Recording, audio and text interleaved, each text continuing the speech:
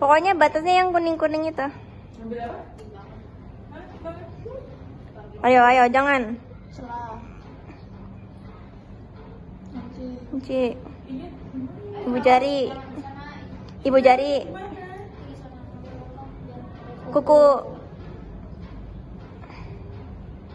Dah.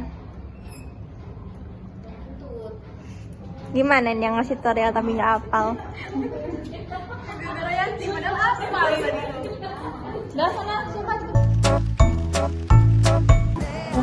Lima etika batu yang baik dan benar. Pertama, kita bisa menggunakan tisu ataupun sarung tangan.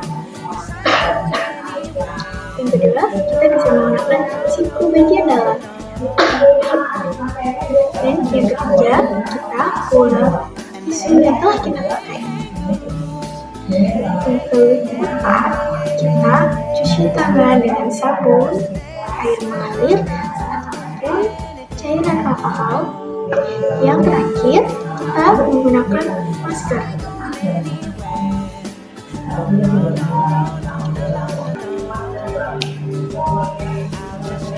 Itu dia 5 cara etika batu. Terima kasih.